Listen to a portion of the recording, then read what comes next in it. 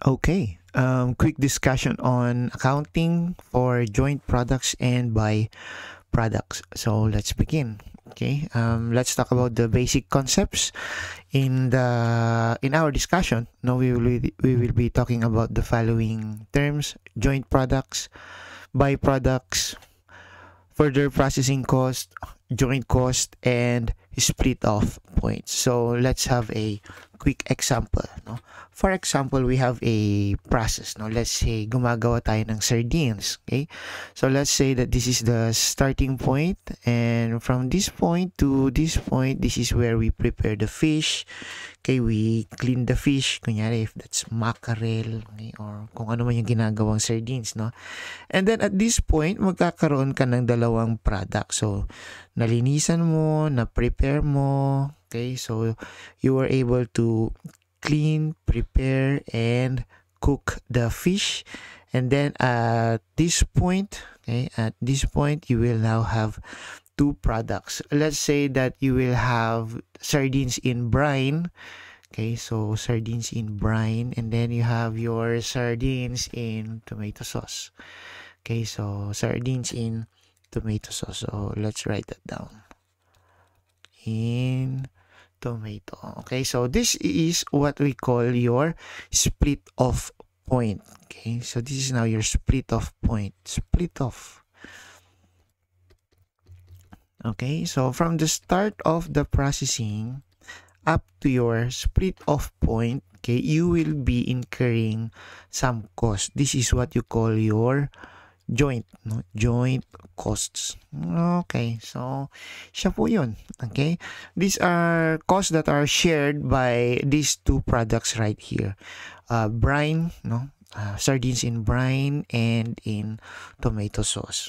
Okay, so these are your joint products. Okay, sardines in brine and in tomato sauce. Okay, so solve na tayo sa joint products, no? Okay, these are products coming from one common process. That's why they are called joint products. So what are byproducts?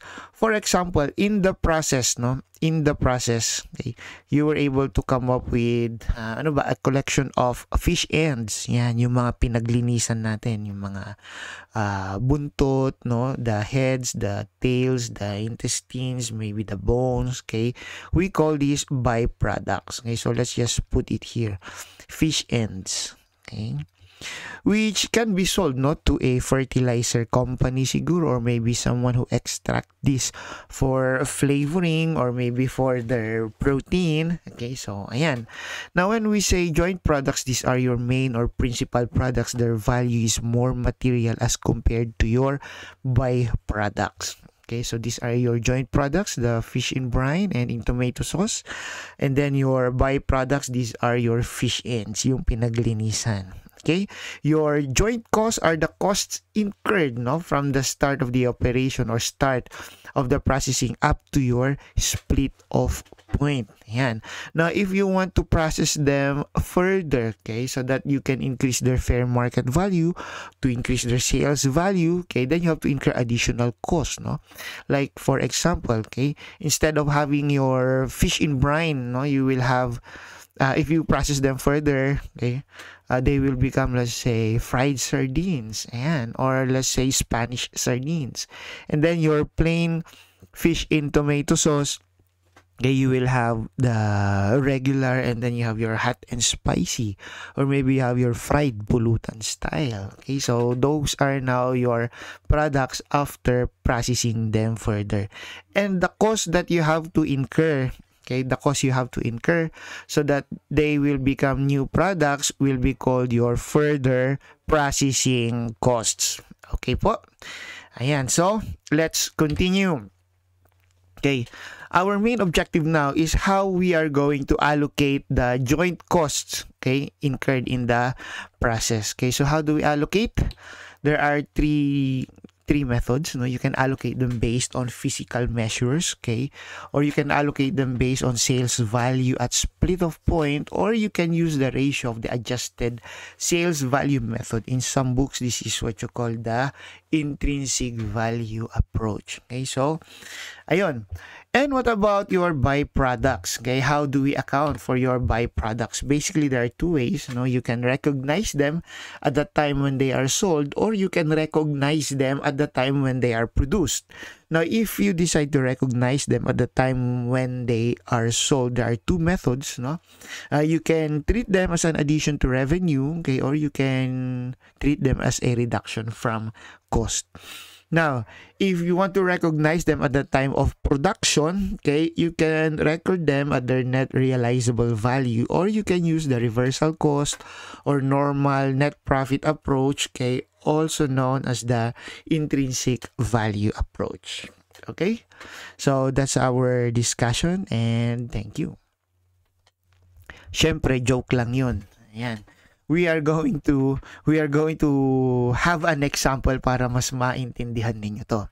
Okay, let's start with yung first objective natin. How do we allocate joint products? Okay, so gamitin na natin yung example natin kanina na we have, let's say, maybe we have, let's say, 300 kilos. Ayan, ganun na lang, 300 kilos of fish. Okay. And then, in the process, you were able to come up with, so at split of point, you were able to come up with 100 kilos in brine, fish in brine. Okay, and then you have 200, no, not 250, OA naman. Let's say 150 kilos, in tomato sauce. Ayan. Alam niyo, favorite ko talaga ang sardines kaya, ayan, ito yung una kong naisip na example. Now, sir, may problema. Bakit? Sir, kasi yung total ng output natin, we have 100 kilos in brine and 150 kilos na in tomato sauce. Okay, so what happens, Bakit parang bit-in yata? The total for this one is 250 while our total input is 300 kilos of fish. Okay, so saan napunta yung 50? O di ilagay natin, okay? Let's assume na yung 50 is evaporation loss or naging waste na siya. Although, pwede nating gamitin to mamaya, sabihin natin, ay, naging fish ends tong mga to. Okay, yung mga pinaglinisan. Ayan. Okay, na pwede nating i-treat siya mamaya as, kunyari, byproduct. Okay, so okay po. Question, okay, what is the principal or main products? You have your fish in brine and then fish in tomato sauce. And then what is your byproduct? Kunyari, you have 50 kilos of fish. Let's just focus on these two, okay, yung brine and in tomato. Okay, so sabi natin kanina, you can allocate, You can allocate the joint cost using physical measures. Okay, balikan nga natin. Yan, para hindi kayo malito. Using physical measures, okay, sales value at split of point or the adjusted sales value method. Actually, dito pa lang pwede na tayong mag-allocate. Ito yung gagamitin natin na ratio. Pero let's add some more data. Okay, let's assume that your joint cost, let's assume that your joint cost is, ano kayo magandang example? Let's say it's 9. Ayan. 9,000 pesos. Okay, magdagdag na rin tayo. Let's assume that the selling price per kilo. Take note, ito ay yung product na hindi pa na-package, hindi pa nalagyan ng, ng additional flavoring. Basta yung basic lang na fish and brine at saka fish in tomato. Ayan. Para mabilis yung mathematics natin, gawin na lang natin itong 15 pesos per kilo. Mura, hindi naka-package Pag minsan naman yung packaging nagpapamahal, di ba? Pero ito, katang isip ko lamang ito dahil hindi ko alam talaga kung magkano ang presyo ng mga yan. Okay. Now, let's assume further that the selling price, hindi na pala assume, let's compute what will be the sales value. Okay, so let's erase this. What will now be the sales value for your products? So you simply multiply them. Okay, so you will have 100 times 15, that will be 1,500 pesos. And this one, 20 times 150, that will be, ayan, 3,000. 3,000 pesos. Okay, so our first example is how are we going to allocate this joint cost using physical measures. Okay, pag sinabi natin using physical measures, this could be in terms of siguro volume or length or area or weight. Okay, so ayan, in this case, we are going to use this one. 100 and 150 yung output natin. So, how do we do that? Okay, in brine, your fish in brine and your fish in tomato, okay, we'll use this, no? So, you have 100 and 150. Ayan, a total of 250 kilos. This is your output. Okay, so from there, you will now have your ratio, which is 10 over 25, and you will have 15 over 25. Okay, we multiply this by our joint cost, which is 9,000. Ayan, 9,000. And what do we have? Saglit lang. Hanapin ko yung calculator natin dito. Okay, i-pause nyo yung video and then you try to compute. Ayan, okay. Magko-compute na tayo. 9,000 times 10 divided by 25 at ang lalabas po sa akin ay taran, you now have 3,600. Ayun. 3,600. Okay, and let's do the same for fish in tomato sauce. Okay, so you have 9,000 times 15 divided by 25, and you will have 5,400. 5,400, and of course the total should be 9,000. Okay po, so this will now be the allocated cost of your products. Okay, now there are different ways on how you can account this, no?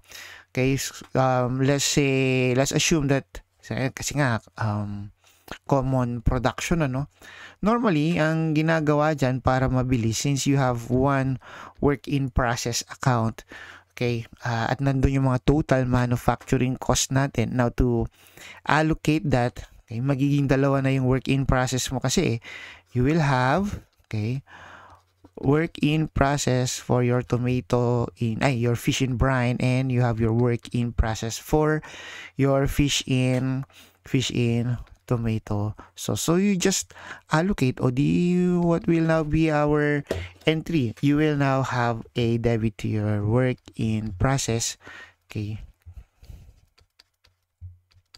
and a credit to work in process 1 if that is your first work in process, kung dyan siya talaga nanggaling. Okay, this is the easiest approach. Okay, 5,400. Okay, and this one will be 9,000 pesos. Okay po. Ayan, so let's continue. Ayan, feel free to take down notes, okay, or yung mga iba tinatamad na magsulat, pause tapos screenshot muna, okay, because you will be needing the following data. Ako rin, I'm going to take this down. Ayan, and we'll go to the next slide. Now, what if it's allocated based on sales value at split of point? O, di madali lang. Na-compute na natin yung sales value kanina, no? At split of point. Okay, so, ano yung sales value niya at split of point? Ito yun. Okay, na-compute na natin. So, we will just use 1,500 and 3,000. Okay, so, for example, in brine, yeah, what's the sales value at split of point? It's 1,500, and the sales value, okay, of your fish in tomato sauce, you will have 3,000 pesos. Okay, so this will now be the basis for our ratio. Magkano po yung total nito? 4,500. Okay, so what will be our ratio? You will have 15 over 45, and you will have 30 over 45. Okay, simply use this ratio. You multiply that by 9,000. Okay, so you will have 15 over 45. So parang 1/3, no? What's 1/3? you will have 3,000. And ito parang 2/3 yan. So you will have 6,000. Ta-da! And that is now your allocated cost. Okay, journal entry will be debit to work in process. Fish and brine, 3,000. Parang transferred in cost natin yan eh. Okay? Fish and brine and then work in process. Fish in tomato sauce, 3,000 and 6,000 respectively. And credit to work in process. Yung initial na work in process natin from that department. Okay. Now, on the third method, what if we are going to use the ratio of the adjusted sales value method? In some books, this is what we call your intrinsic method approach. Okay, so ayan. So, how do we do this? Okay, first we have to compute for your adjusted sales value method. Parang nagwo-work back lang tayo dito eh. Okay, anyway, let's have an example. Okay, so we have your fish in brine. And then you have your fish in tomato. Yan. Yan na yung pinaka-updated kasi na spelling ng tomato. It's tomato. Ayan. Okay, kunyari may tumatawa. Corny na. Okay, so you have the following output, okay, which is 100 kilos, okay, and you have 150 kilos, okay. So from there, let's assume that if this will be processed further,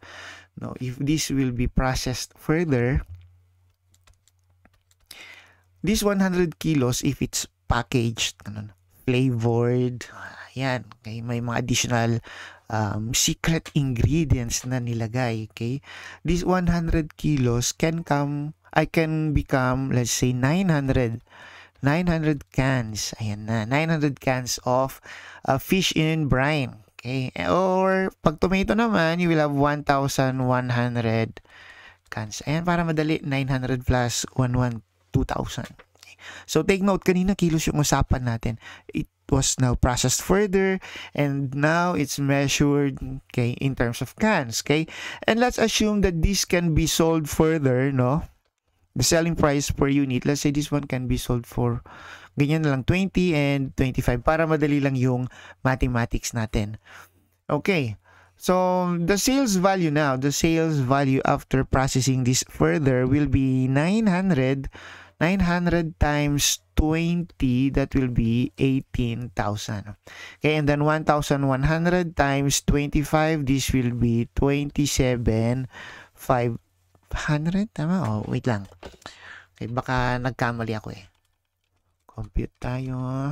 Okay, so you have, tama, 18,000. So, malamang, 27,500 yan. Okay, for a total of 45,500.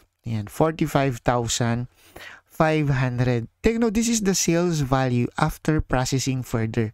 Under the intrinsic approach or reversal method, okay, we are going to work back, Let's assume that the cost to process further, okay, lagyan nga muna natin to. This is the sales value after processing cost. Let's assume that the cost to process this further, okay, additional cost is 6,000 and this one is, let's say, 15,500. Ayun. Okay, so ano ibig sabihin nito?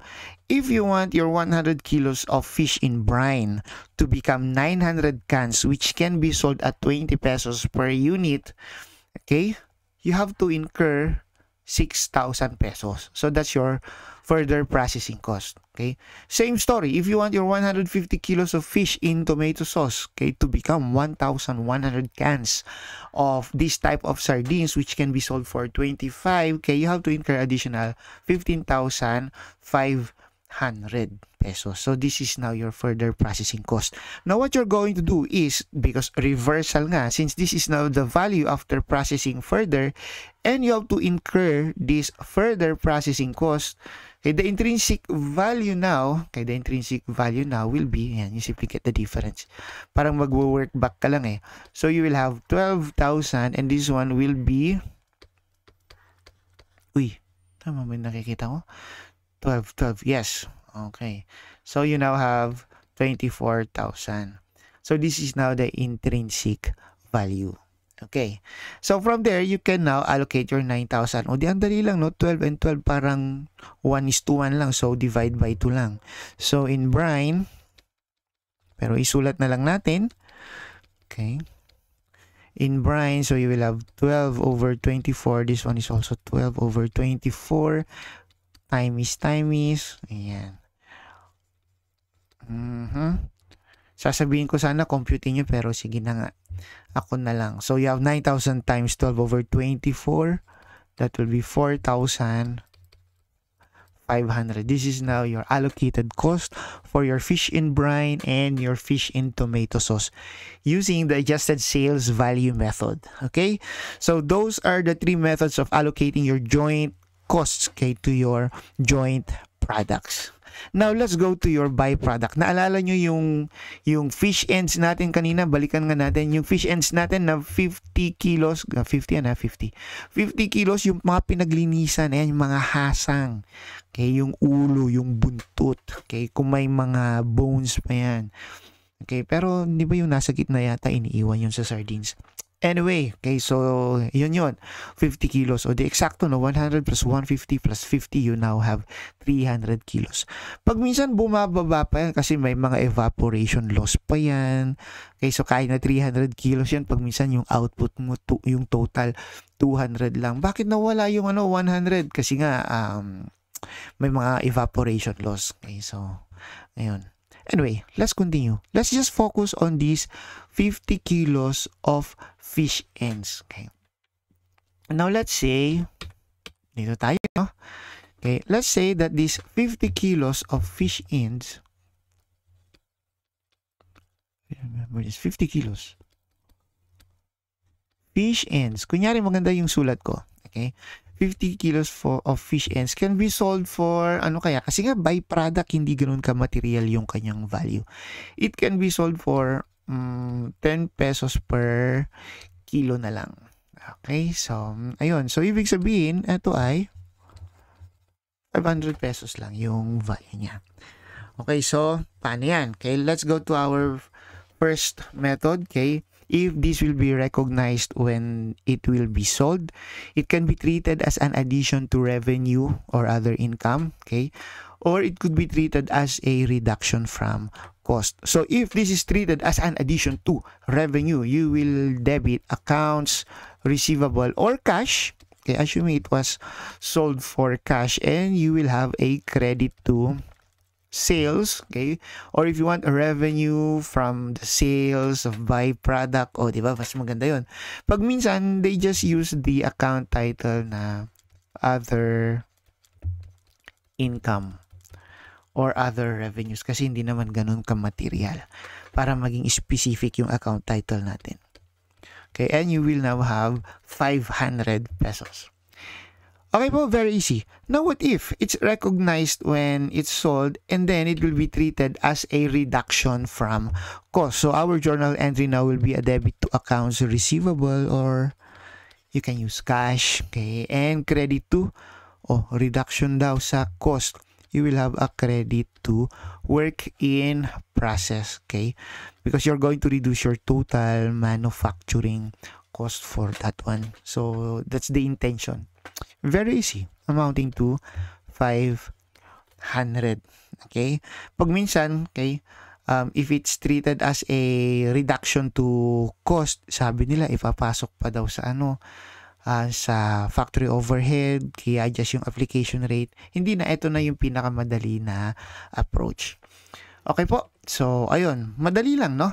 If byproducts are recognized when they are sold, they could be recorded as an addition to revenue. So, you credit your sales or other income or sales or revenue coming from the sales of byproduct. Okay, those are your account titles. Or you can credit them to work in process. Okay, para bumaba yung total na work in process natin. Okay, yung total manufacturing cost. And we are almost done. Isa na lang. What if your byproducts are recognized when they are produced? There are two ways. Okay, you can record them at their net realizable value. Pag sinabi nating net realizable value, that's basically the sales value, okay, less your cost to sell. Okay, or parang yung pinaka fair market value niya, okay, before any cost to sell. Okay, so if they will be recorded at net realizable value, okay, upon production to kanina upon sales, okay, let me just emphasize, no, when they are sold, that's the only time you recognize this, okay, yung effect ng byproduct, okay po. Now, if you want to recognize them when they are produced, okay, pag minsan kasi kapag masyadong immaterial, you can recognize them when they are sold. If they are not sold tapos nasira lang, o di parang normal loss lang yun, no? In the process nawawala. Pero pag minsan kapag immaterial siya pero hindi gaanong immaterial, and gusto mong i-track yung movement niya, yung effect niya sa inventories natin, then you have to record your inventories at the time when they are produced. First method, using their net realizable value. So you will now have a debit to inventories dash fish ends or byproduct. Okay? And then you are now going to credit your work in process pertaining to the total manufacturing cost. Ayan. Okay. Using the net realizable value. So in this case, we are going to record 500 because they can be sold as is at 10 pesos per kilo. O, di po ba? Very easy.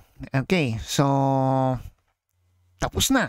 Isa na lang. Okay, what if they will be recognized when they are produced, and we are going to use the reversal cost, normal net profit approach, also known as the intrinsic value approach. So let's add some more data. Okay? Ngiti-ngiti naman, kunyari, nag-e-enjoy kayo. Okay? Let's assume that if these are processed further, instead of selling them as plain fish ends, nilagyan mo sila ng let's say bacteria which will speed up the decomposition, so they will become some kind of a fertilizer siguro, or maybe they are processed further and then they will become protein powder. Okay? Fish-based protein powder. Anyway, bahala na yung imagination ninyo.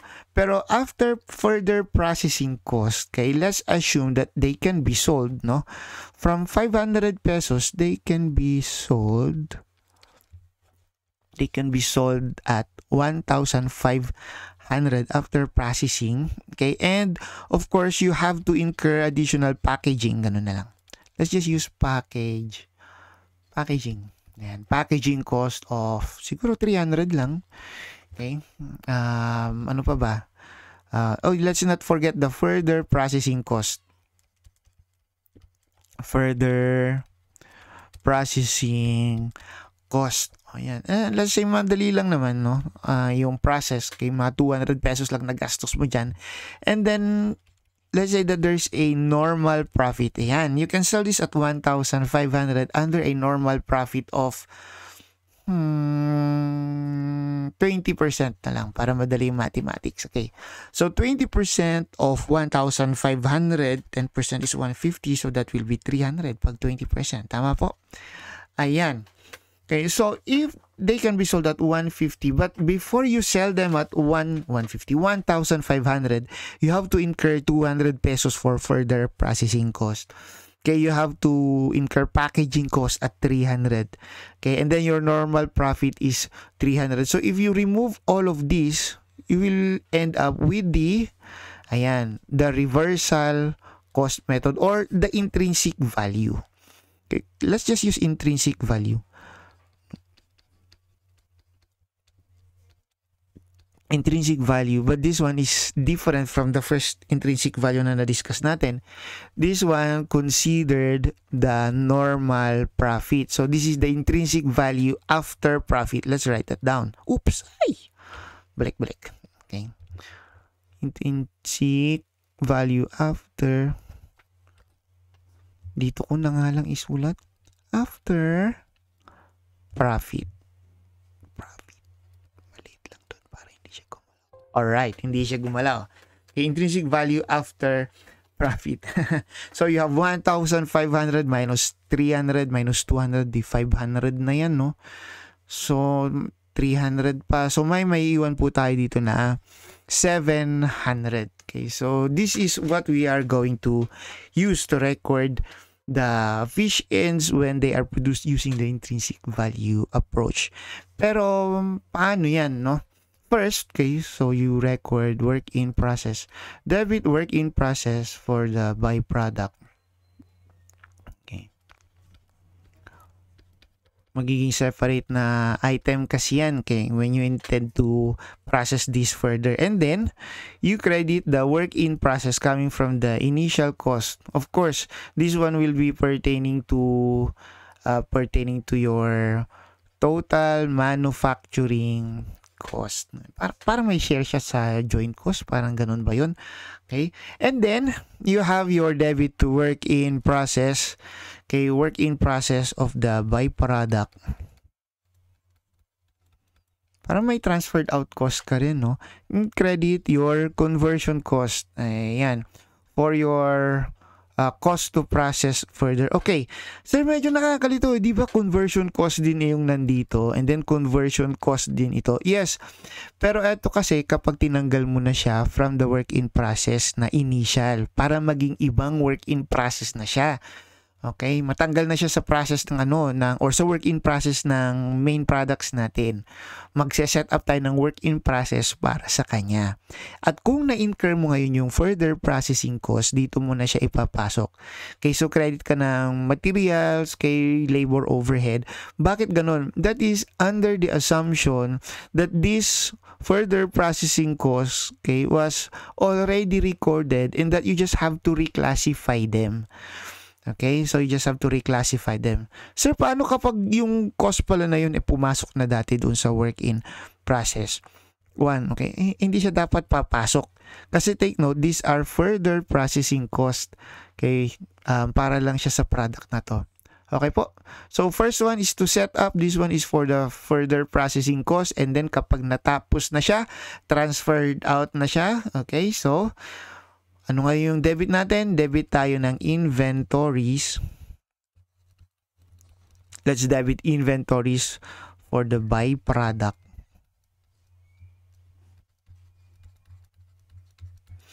Okay, and credit to your work in process. Okay, byproduct.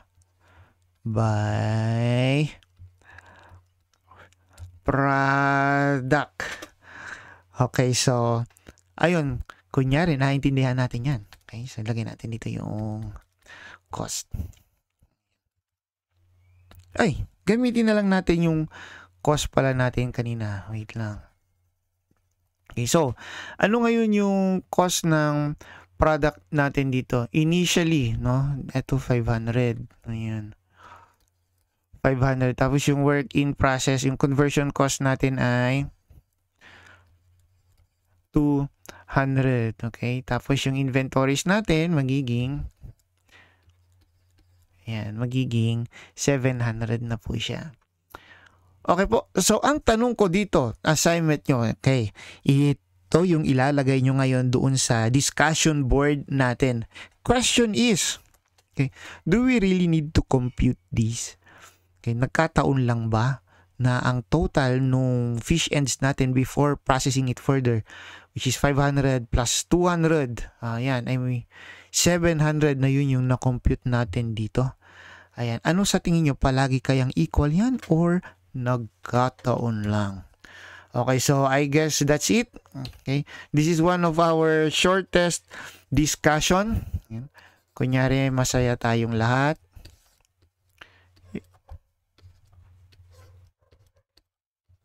Okay, and thank you po sa ating lahat. If you have any questions, please feel free to write your questions in our discussion board, okay, or in our pages dun sa Canvas. Okay po? And thank you very much.